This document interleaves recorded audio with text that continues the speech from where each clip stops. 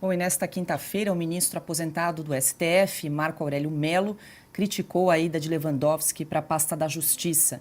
Em entrevista ao site Poder 360, ele disse que a escolha do ex-colega para o Ministério da Justiça significa, abre aspas, o Brasil desarrumado, fecha aspas. Segundo o ex-ministro, o caminho deveria ser o inverso, abro aspas novamente. Um ministro aposentado ser auxiliar do presidente da República, demissível a qualquer momento?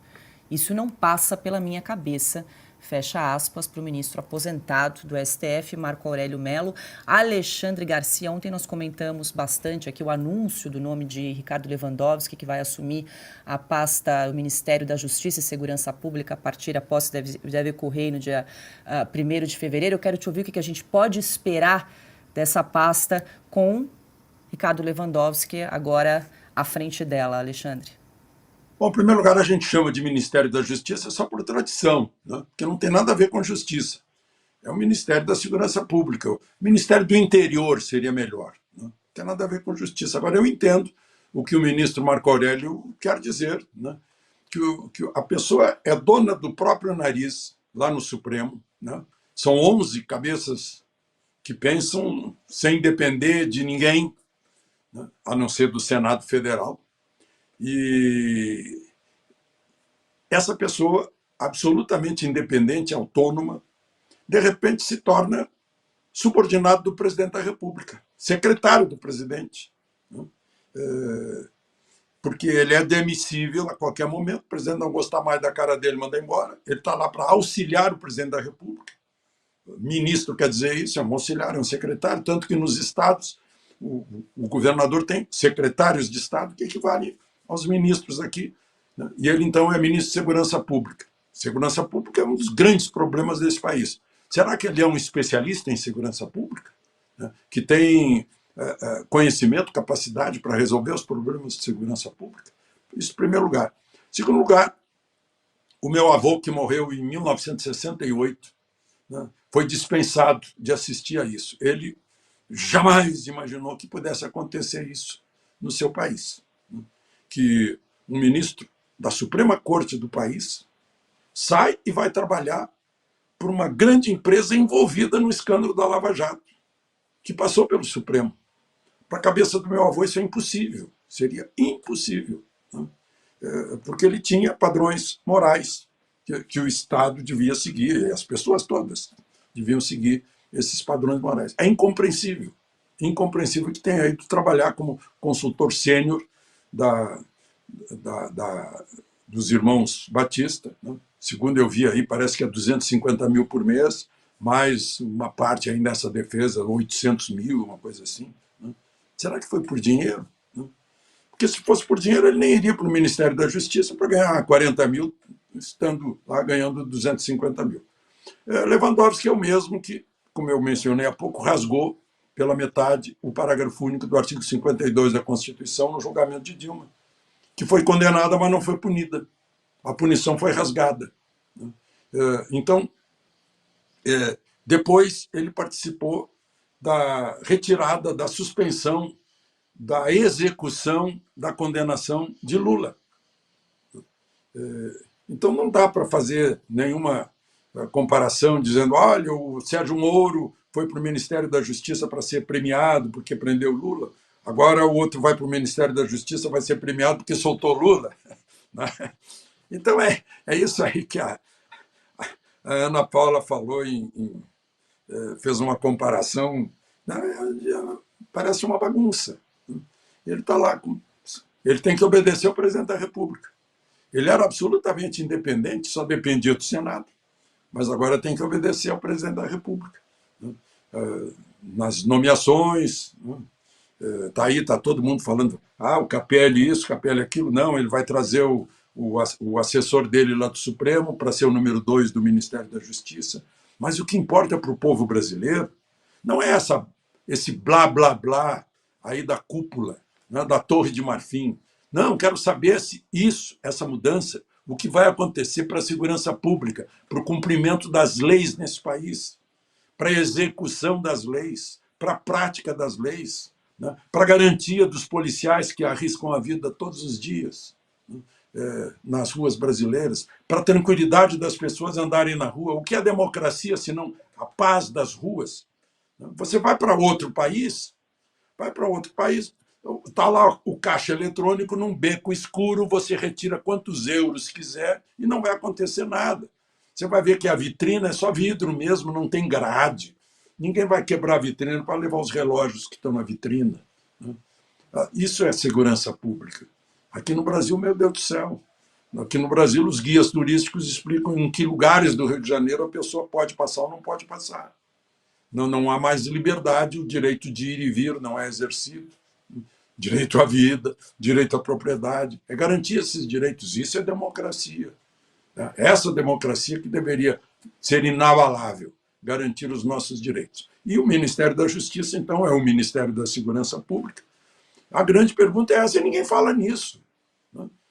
Tem o novo ministro, o condão de resolver a paz pública, a segurança da criancinha, das mulheres, dos adultos, a garantia dos policiais, a garantia de que a justiça vai ser aplicada lá naquela audiência de custódia, que os direitos vão ser respeitados, tudo bem, de todos os presos, mas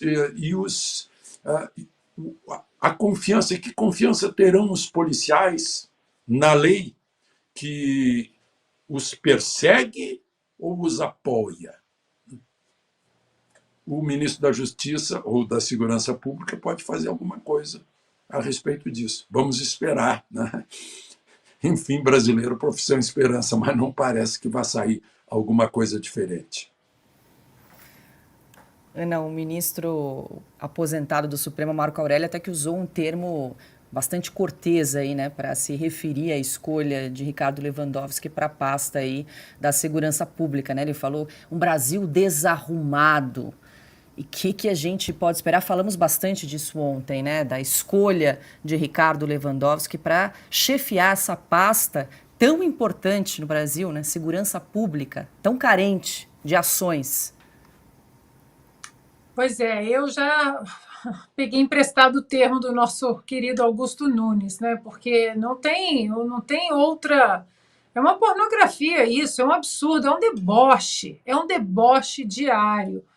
E o ex-ministro Marco Aurélio, ele que vem sendo, né, uma voz do bom senso em relação às inconstitucionalidades, os inquéritos ilegais, as prisões ilegais cometidas, né, pelo Supremo Tribunal Federal.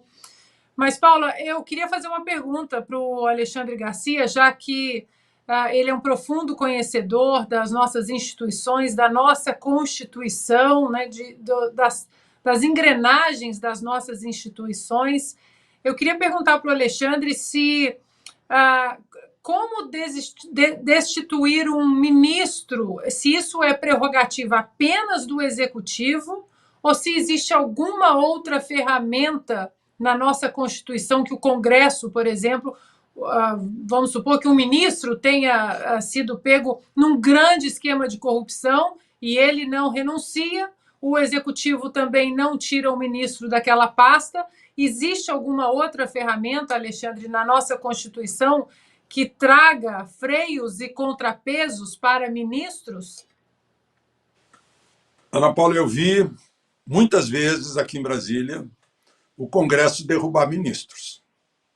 Às vezes, apenas um discurso na tribuna é suficiente. O presidente leva um susto e pede ao ministro para pedir demissão, ou demite. Porque o Congresso se rebelando contra o ministro significa que não votará a favor do governo quando o governo precisar. Então, obriga o presidente da República, que é o chefe, é o patrão do ministro. O ministro é o secretário, né, como eu disse. É o patrão do ministro, olha, cai fora, porque com você aí eu não vou conseguir governar, nada vai passar pelo Congresso. É assim que o Congresso tem derrubado ministros.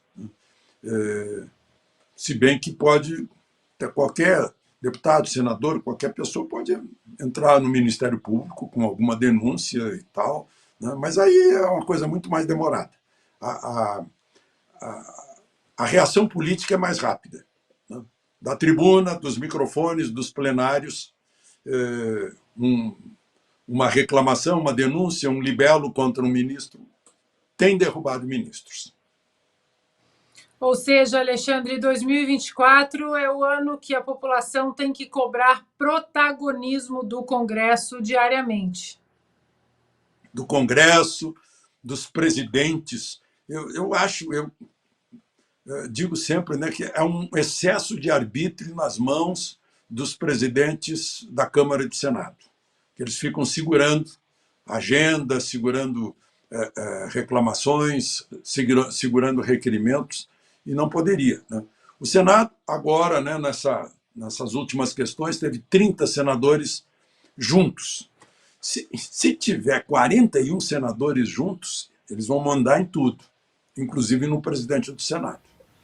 Então, há esses recursos políticos, né, mas temos sim que cobrar. Temos que cobrar dessa gente, perguntar para eles: vocês estão a serviço do Estado brasileiro ou da nação brasileira? A quem vocês servem? Vocês servem, os senadores servem aos estados brasileiros, ou seja, à população dos estados. E os deputados servem aos seus eleitores. Eles são os mandatários. E os eleitores são os mandantes. E tem que botar na cabeça do eleitor: você é mandante, você é que manda nele, você é a origem do poder. Faça ele fazer. E aí funciona a democracia. Não, só para relembrar justamente os casos envolvendo o Lewandowski. Aliás, antes disso, só queria também relembrar que o ministro Marco Aurélio foi censurado durante a campanha eleitoral pelo TSE, né? Então, assim, ele achou isso um pouco estranho naquela época. Ele declarou na época também: não vejo com bons olhos essa decisão, onde vamos parar? E continua usando palavras muito delicadas, muito gentis, né, muito corteses, em casos que mereceriam um pouco mais de contundência, de fato. Mas eu queria relembrar o caso do Lewandowski, porque no dia 17 de abril de 2021, o TCU, o Tribunal de Contas da União, pediu que o então ministro do Supremo, Lewandowski, olhasse novamente, né, fizesse uma revisão da decisão que beneficiou Joesley Batista e a JBS. Isso no dia 17 de abril de 2021. Lewandowski não somente manteve a decisão, acabou se aposentando do STF, e no dia 15 de maio de 2023, ou seja, 2 anos depois, mais ou menos, ele foi contratado pelos irmãos Batista, donos da JBS, após se aposentar, deixando o STF. E agora volta para Brasília como ministro da Justiça. Esse é o escândalo que estamos vivendo no Brasil de 2024.